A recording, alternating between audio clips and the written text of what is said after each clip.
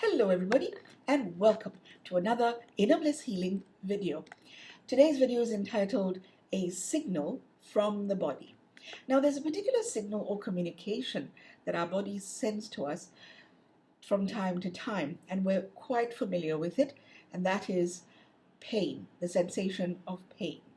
In fact, we do very much to ensure that we do not experience this pain. And technologically, medically, there are all sorts of ways to bring down pain and even manage it. Physical pain, sometimes we know where it comes from. It comes from injuries, it comes from surgery, and sometimes we are in a position where even the medical profession are not able to explain unexplained pain. Now, there are many natural ways of managing pain, bringing down pain, and there has been a lot of success.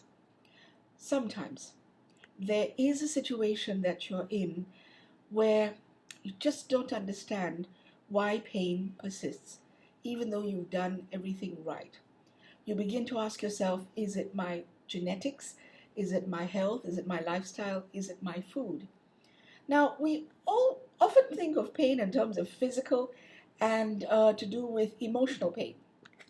So emotions, they are not felt physically most of the time, sometimes are debatable. But, when you say I'm in pain, you may be talking about trauma or sadness or grief of something. And the pain that you experience is a very different kind of pain from a physical pain. And so there's a distinction between physical pain and emotional pain, debatable for another day.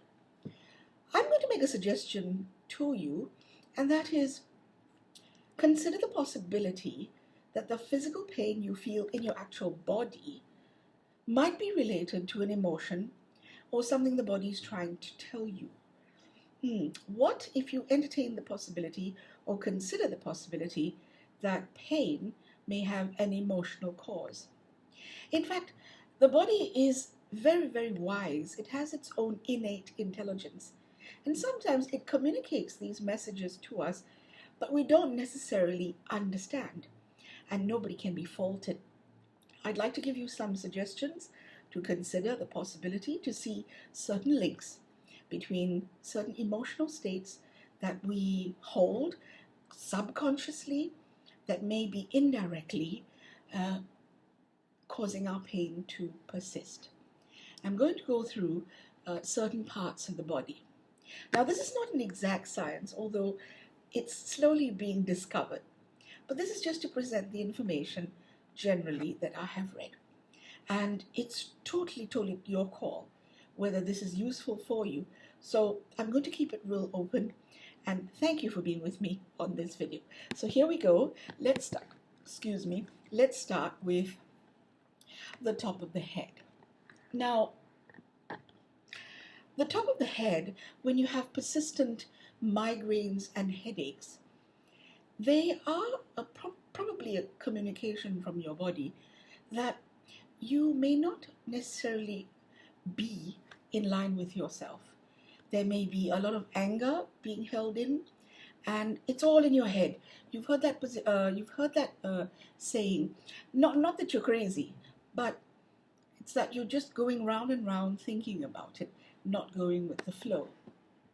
What you need to do is relax and don't let it burden you, and go through your best what you can do. Now, if you have chronic pain in the neck, there is a suggestion that it might have to do with rigidity, surrender, and forgiveness. And it's to do with surrender, forgiveness, and rigidity towards others and towards yourself. That is, you may not be forgiving others or hanging on to grudges, or even yourself. And sometimes you may be angry with a parent, either or yourself, or even want to treat yourself not so well. So consider the possibility that it's all right to let go. And the pain in the neck may be something that may be helped by a certain change in your attitude. Pain in the shoulder. Now, this is very common, but I personally believe that pain in the shoulder has an emotional link. Um, you see, what do shoulders represent? They represent burden. And you may be carrying a mental or emotional burden, and that's where the saying comes from, shouldering a problem, shouldering the load.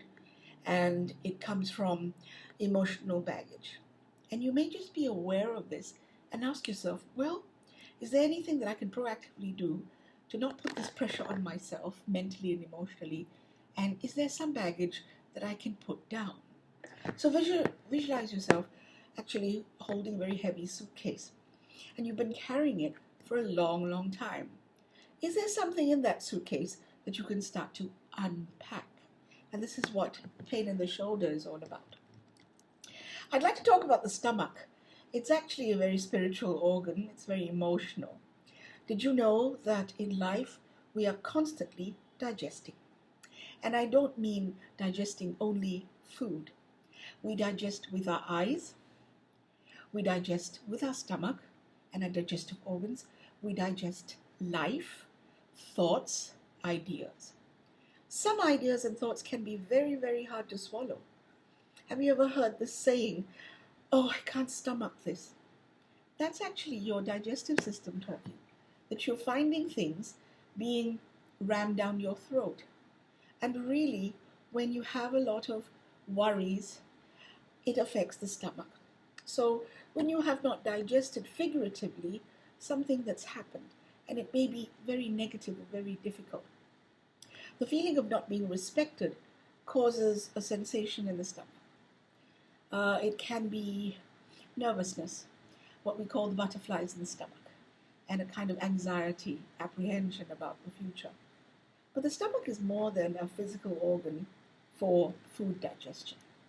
The stomach pain can indicate your inability or your challenges in digesting life. I'd like to talk about the back. Now, this is my opinion. I think that back pain is 75% emotionally linked. Back pain is 75% emotionally linked. If there is a back pain, it's very likely due to fear, apprehension, and also thinking too much about those fears and apprehensions. In fact, there is some school of thought that talks about the upper back, the middle back, and the lower back. Pain in the upper back is a feeling of not being emotionally supported.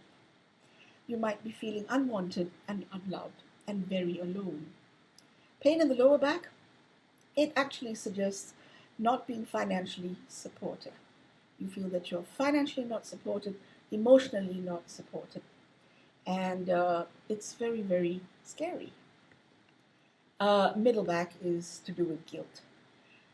Now, you may discover pain in your tailbone and sacrum that doesn't go away. And it's the sit bone area, or it's close to the sit bone. And there may be an issue that you've put aside, you've shelved, and it just needs to be addressed. So these signs from the body are actually signals asking you to go inward and consider possibilities where you're not being true to yourself, where you're not being kind to yourself, where you're not being authentic to yourself, and in so doing, not being a little bit fair to yourself. Now, in life, there is the value of flexibility and going with the flow. And sometimes we don't practice flexibility. We indirectly practice resistance, and it is resistance to change in life. And this is represented in the arms. If your arms are stiff, it could mean that you are very rigid. In fact, it has to do with the joints. So I'm going to talk about the knees as well. If the knees are stiff, it really, really suggests a possibility of being very resistant and inflexible. Pain in the arms? Well, consider this possibility. Could you be carrying something or someone as an emotional burden? And this is not causing you any kind of happiness. Let's talk about hips. Pain in the hips. Now, pain in the hips, if you've been afraid of moving, resistant to changes again, a caution towards making decisions. General pain in the hips relates to support. And when hips are not balanced, it relates to an imbalance on how you are relating to life, not in a balanced way. You're feeling a lack of support. Joint pain is very, very telling. Muscles, pains in the joints, they refer to flexibility. So be open to change and new ways of thinking. And don't be afraid to look at different angles. Now, knee pain. Knee pain suggests that we're not able to accept things as they are. The inside of the knees refers to connecting with community. The outside of the knee is related to a personal level. Remember, don't allow yourself to think that you are one person. You can always connect with other people. Teeth pain, dental pain. There's a suggestion that you do not like your situation. There is disgust, and it affects your emotions. Pain in the ankles, you're not allowing yourself to have fun, and you're not enjoying life. Foot pain, pain in the feet actually indicates that you're not having fun as well, and you're just letting things get you down. So you can see whether or not you believe in this list, and it really is very individual. Have a look at this main possibility, that if there is chronic pain that won't go away, do what you can to manage it. You know, whether it is painkillers or natural ways of looking at it to manage the pain. And then ask yourself the third important question. Is this pain wanting to tell me something? Is there a message that the body wants me to know, that wants to help me be more real and more fair to myself? What do you think the message is? And what can I do to align with it and change that message? To be kinder to myself, to be more flexible, to be more positive, and so in so doing, to be happy. You know, I've heard this point of view about pain. It says that if there were no pain, if pain never existed, it would actually be a disservice. Now, let me qualify that. Let's imagine that you cut your finger, but you could feel no pain. Well, there might be bleeding, and it would bleed and bleed for days. And by the time you discovered that you were bleeding, you could have lost a lot of blood. And so this signal called pain actually does a service. The problem is pain becomes too much, and we need to manage it. And ideally, we would like to all go through a situation where we are pain-free. Consider the possibility in understanding pain that there might be, for some of us, an emotional cause. Looking at the emotional causes helps us understand ourselves better and to bring down that pain so that we never need to go through it unnecessarily. It's no fun. I hope some of this has helped provide some food for thought. And please use it if you feel it's useful to understanding yourself, and of course to addressing what may be very mysterious, because we don't often understand pain signals. Our bodies, as I said earlier in this video, have an innate intelligence. They just don't speak our language, and they communicate to us in this way. They communicate to us using many different signals. Pain is one of them. Thank you for watching this video, and I wish you health, harmony, and blessings. Thank you.